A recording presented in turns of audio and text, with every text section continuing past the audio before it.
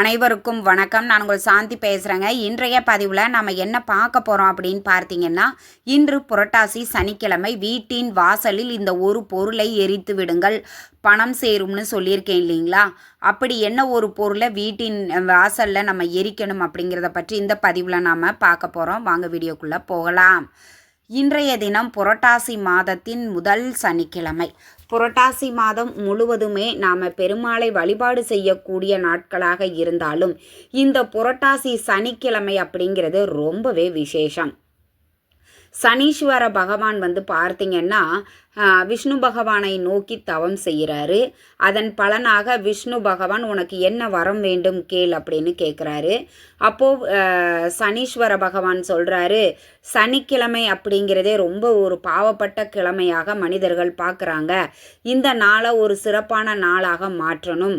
இந்த சனிக்கிழமையில் உங்களை யார் வழிபாடு செய்கிறாங்களோ, அதாவது பெருமாளை நினைத்து யார் ஒருவர் விரதம் இருந்து வழிபாடு செய்கிறார்களோ அவர்களை நான் துன்புறுத்த மாட்டேன், என்னால் அவர்களுக்கு எந்த ஒரு பாதிப்பும் வராது அப்படிங்கிற ஒரு வரத்தை சனீஸ்வர பகவான் விஷ்ணு பகவான் கிட்ட கேட்குறாரு.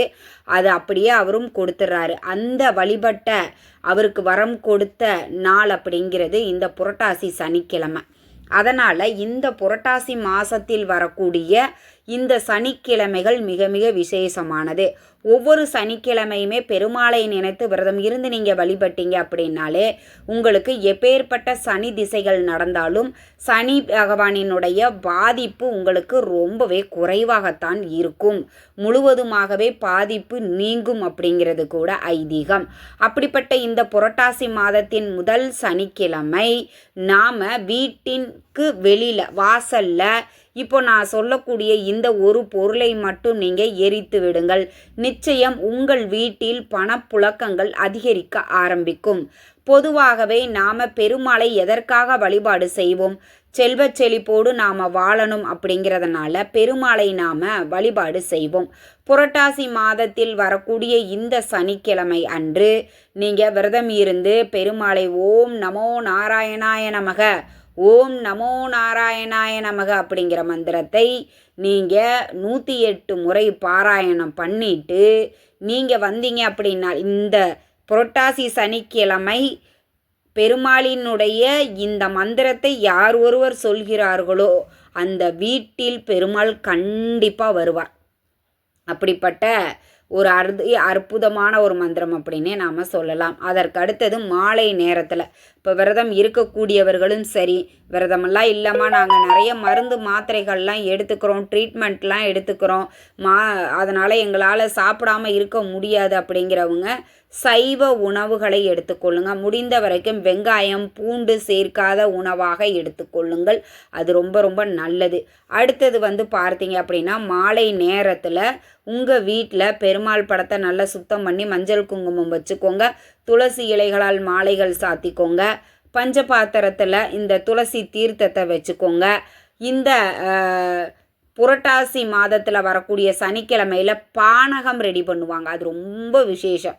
ஏன்னா பெருமாளுக்கு இந்த பானகம் அப்படிங்கிறது அவருக்கு ரொம்ப பிடிக்குமா. அதனால் கண்டிப்பாக பானகம் செஞ்சு வச்சுக்கோங்க. சர்க்கரை பொங்கல் செஞ்சு வச்சுக்கோங்க. இதில் பார்த்தீங்கன்னா இந்த நாளில் மிளகு அப்படிங்கிறது ரொம்பவே விசேஷம். மிளகு அப்படிங்கிறது அந்த கருப்பு மிளகு அப்படிங்கிறது ரொம்ப விசேஷம். பெருமாளுக்கு உகந்த இந்த கருப்பு மிளகு கலந்த வெண்பொங்கல் பிரசாதமாக வைக்கலாம். இல்லைன்னா சர்க்கரை பொங்கல் வச்சுக்கோங்க. வச்சுட்டு பெருமாளை மனதார பிரார்த்தனை பண்ணிட்டு ஏற்கனவே இந்த புரட்டாசி சனிக்கிழமையில் என்ன ஒரு மந்திரத்தை நாம் சொன்னால் பெருமாள் நம்ம வீட்டுக்கே வருவார் அப்படின்னு தனியாக ஒரு பதிவு கொடுத்துருக்குறேன். பார்க்காதவங்க அதையும் செக் பண்ணி பார்த்து அந்த மந்திரத்தை 108 முறை பாராயணம் பண்ணிட்டு என்ன உங்களுடைய வேண்டுதல்கள் கோரிக்கைகள் இருக்குதோ அதை மனதார பிரார்த்தனை பண்ணிக்கோங்க. தீபங்கள் நெய் தீபமாக ஏற்றிக்கோங்க. இந்த பூஜையை நீங்கள் அப்படியே செஞ்சு முடித்த பிறகு தூப ஆராதனை எல்லாம் காட்டி உங்களுடைய பூஜையை நீங்கள் நிறைவு செய்த பிறகு அப்படியே உங்கள் வீட்டுக்கு வெளியில் நிலைவாசலுக்கு வெளியில் தாங்க, படியிலெல்லாம் ஏற்றக்கூடாது. ஒரு துண்டு பச்சை கற்பூரம் எடுத்து உங்கள் வீட்டுக்கு வெளியே வாசலில் வச்சுருங்க. வச்சு அதை ஏற்றிட்டு அப்படியே மறுபடியும் உங்கள் வீட்டுக்குள்ளே பெருமாளை மனதார பிரார்த்தனை பண்ணிக்கோங்க. எனக்கு இருக்கக்கூடிய பணத்தடைகள் பணத்தோஷங்கள் நீங்கி செல்வ செழிப்பு ஏற்பட வேண்டும் அப்படின்னு மனதார அவரை பிரார்த்தனை பண்ணிட்டு உங்களுடைய பூஜையை நீங்கள் நிறைவு செய்து கொள்ளலாம். இது மாலை 6 மணியில் இருந்து 7 மணிக்குள்ளே இந்த வழிபாட்டை நீங்கள் செய்யணும். பச்சை கற்பூரம் அப்படிங்கிறது பண வசியத்தை ஏற்படுத்தக்கூடியது. இந்த பச்சை கற்பூரம் பெருமாளுக்கு மிக மிக உகந்த ஒரு பொருள். இந்த பச்சை கற்பூரம் நீங்கள் பணம் வைக்கக்கூடிய இடத்தில் வச்சாலும் பணப்புழக்கம் அதிகரிக்கும். பூஜை அறையில் இந்த பச்சை கற்பூரம் வச்சுருக்கிறீங்க அப்படின்னா அங்கே தெய்வீக நறுமணம் வீசும். அதே மாதிரி இந்த பச்சை கற்பூரத்தை வச்சு நம்ம என்ன பரிகாரங்கள் செய்தாலும் அது 2 மடங்கு அதிகப்படியான பலன்களை நம்மளுக்கு கொடுக்கும். அதனால் இந்த பச்சை கற்பூரத்தை நீங்கள் கண்டிப்பாக ஒரு டப்பா உங்களுக்கு 20 ரூபாயிலேருந்தே ஸ்டார்ட் ஆகும். நீங்கள் வீட்டில் வாங்கி வச்சுக்கோங்க. ஒரு துண்டு பச்சை கற்பூரத்தை அப்படியே வெளியில் எடுத்துகிட்டு போய் வச்சு வாசலில் எரிச்சிருங்க. அது அவ்வளவுதான். இந்த வாசம் எரிந்து இந்த பச்சை கற்பூரம் முடிவதற்கு முன்பாகவே உங்கள் வீட்டில் பெருமாள் தங்குவார் அப்படிங்கிறது ஐதீகம். உங்கள் வீட்டில் இருக்கக்கூடிய பணப்பிரச்சனைகள் அனைத்தும் நீக்கி செல்வ செழிப்பை ஏற்படுத்தும். அதே மாதிரி பணப்புழக்கத்தையும் அதிகரிக்கும். கண்டிப்பாக இதை நீங்கள் ஞாபகத்தில் வச்சுக்கோங்க. இதை 7 மணிக்குள்ளாக தாங்க செய்யணும். தூங்க போகிறதற்கு முன்பாக நாங்கள் செய்யலாமா அப்படின்னா செய்யக்கூடாது. இதை சுத்தபத்தமாக இருக்கும் பொழுது பூஜை அறையிலலாம் தீபங்கள் ஏற்றி வச்சு பெருமாளை வழிபட்ட பின்பு தான் இந்த பச்சை கற்பூரத்தை வீட்டின் வெளியில் நீங்கள் இதை எரிக்கணும். அதனால் அதை நீங்கள் சுத்தபத்தமாக இருக்கும்போது மட்டும்தாங்க செய்யணும். பெண்கள் மாதவிடாய் காலமாக இருக்கிறீங்க, நாங்கள் அடுத்த வாரம் சனிக்கிழமை செய்து கொள்ளலாமா? தாராளமாக செய்து கொள்ளலாம். எந்த ஒரு தவறுமே கிடையாது. அதே மாதிரி அசைவமும் சாப்பிடக்கூடாது. இது நல்லா சுத்தபத்தமாக இருக்கும்போது மட்டும்தாங்க செய்யணும். கண்டிப்பாக ஒரு முறை நீங்கள் ட்ரை பண்ணி பாருங்கள்.